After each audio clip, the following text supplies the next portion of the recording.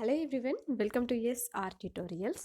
Friends, ఈ వీడియోలో మనం తెలంగాణకు సంబంధించి న్యూస్ పేపర్లో పబ్లిష్ అయినటువంటి ఇంపార్టెంట్ అప్డేట్స్ని గురించి అయితే మనము ఈ వీడియోలో తెలుసుకుందాం. వీడియో చూస్తున్న ప్రతి ఒక్కరు కూడా వీడియోని లైక్ చేసి మీ సపోర్ట్ని తప్పకుండా తెలియజేయండి. సో ఇక్కడ మనకైతే జాబ్ క్యాలెండర్కు బ్రేక్, 3 నెలల వరకు నోటిఫికేషన్ల జారీ కష్టమే, ఎస్సీ వర్గీకరణ అంశం తేలాకే సర్కార్ నిర్ణయం అంటూ ఇచ్చారు విజయక్రాంతి పేపర్లో. ఎంతో ఆశగా ఉద్యోగ నోటిఫికేషన్ల కోసం ఎదురు చూస్తున్న ఉద్యోగార్థులకు ఇది చేదు వార్తే. ఈ ఏడాదిలో నోటిఫికేషన్ల జారీలో ఇంకొంత నిరీక్షణ తప్పేలా లేదు.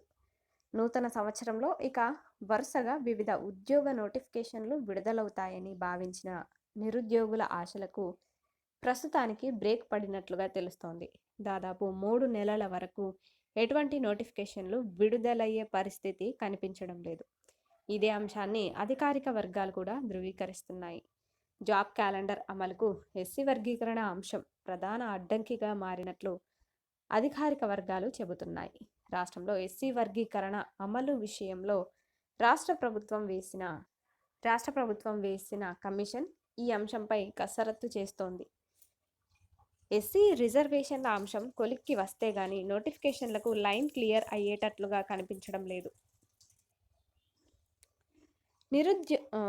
ఉద్యోగ నియామక ప్రక్రియలో తీవ్రంగా జాప్యం జరుగుతుందనే భావన గత బీఆర్ఎస్ ప్రభుత్వ హయాంలో ఉండేది. గ్రూప్స్ పరీక్షలు రద్దు, టీజీపీఎస్సీ పేపర్లు లీకేజీ ఘటనలు తెలిసిందే. అసెంబ్లీ ఎన్నికల్లో ఇదే అంశం కాంగ్రెస్కు బాగా కలిసొచ్చింది. తాము అధికారంలోకి వచ్చిన తర్వాత జాబ్ క్యాలెండర్ను పక్కాగా అమలు చేస్తామని నిరుద్యోగులకు కాంగ్రెస్ హామీ ఇచ్చింది. ప్రకటించినట్లుగానే శాసనసభ సమావేశాల్లో భాగంగా గత ఏడాది ఆగస్టులో జాబ్ క్యాలెండర్ను కాంగ్రెస్ ప్రభుత్వం ప్రకటించింది. ఎప్పుడు ఏ నోటిఫికేషన్ వెలువడుతుంది, ఎప్పుడు పరీక్ష నిర్వహిస్తారనే వివరాలతో జాబ్ క్యాలెండర్ను విడుదల చేయడంతో నిరుద్యోగుల్లో ఆశలు చిగురించాయి.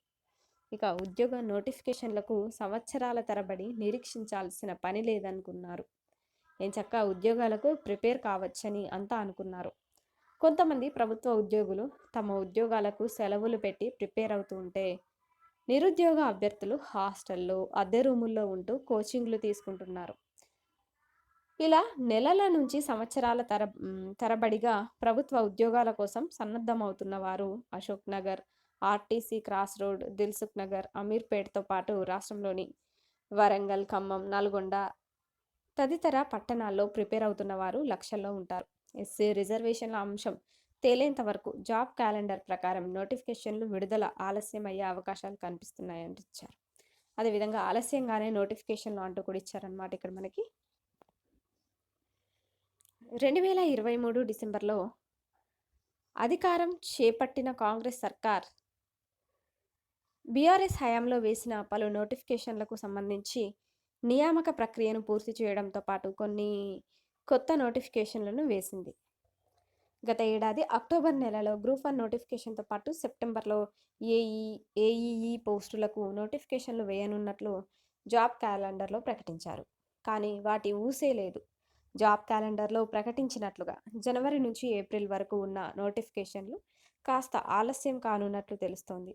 ఎస్సీ రిజర్వేషన్ల అంశం తేలాకే ఈ నోటిఫికేషన్లు వెలువడనున్నాయి అంటూ ఇచ్చారు.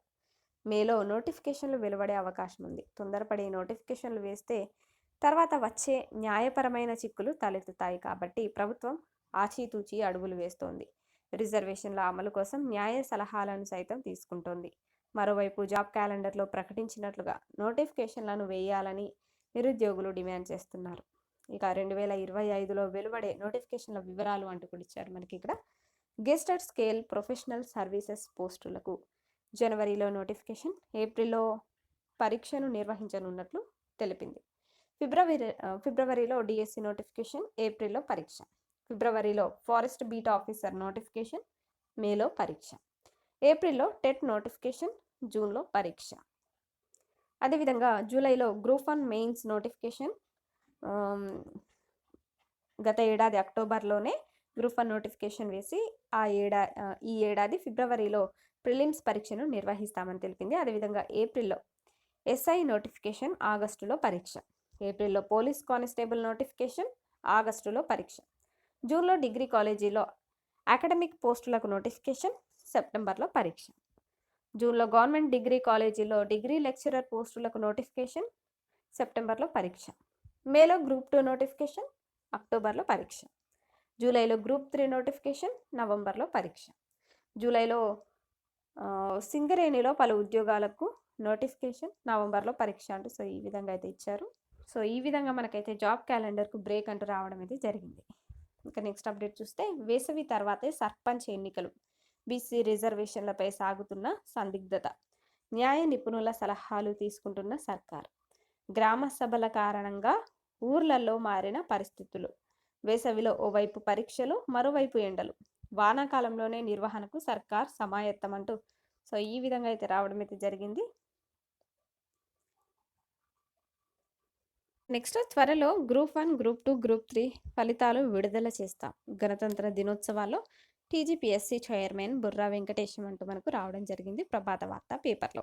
సో దీని గురించి చూద్దాం. రాష్ట్రంలోని వివిధ ప్రభుత్వ శాఖల్లో ఖాళీగా ఉన్న గ్రూప్ 1, గ్రూప్ 2 ఇంకా గ్రూప్ 3 పోస్టుల భర్తీ కోసం నిర్వహించిన పరీక్షల ఫలితాలను త్వరలోనే ప్రకటిస్తామని Telangana public service commission TGPSC chairman Burra Venkatesham తెలిపారు. ఇప్పటికే ఈ ఫలితాల ప్రాసెస్ చివరి దశలో ఉందని, త్వరలో ఫలితాలను ప్రకటిస్తామని తెలిపారు. 76వ గణతంత్ర దినోత్సవ వేడుకలను ఆదివారం టీజీపీఎస్సీ కార్యాలయంలో ఘనంగా నిర్వహించారు. కమిషన్ చైర్మన్ బుర్రా వెంకటేశం గౌరవ వందనం స్వీకరించి జాతీయ జెండాను ఆవిష్కరించారు. ఈ సందర్భంగా బుర్రా వెంకటేశం మాట్లాడుతూ గ్రూప్ 1, గ్రూప్ 2, గ్రూప్ 3 ఫలితాల ప్రాసెసింగ్ చివరి దశలో ఉందని, త్వరలో ప్రకటిస్తామని తెలిపారు. ఈ సంవత్సరం డిసెంబర్లో హైదరాబాద్లో రాష్ట్ర పబ్లిక్ సర్వీస్ కమిషన్ల చైర్పర్సన్ల ప్రతిష్టాత్మక జాతీయ సమావేశాన్ని నిర్వహించడానికి టీజీపీఎస్సీ సిద్ధంగా ఉందని చైర్మన్ అన్నారు అంటూ సో ఈ విధంగా రావడం జరిగింది. Thank you for watching this video.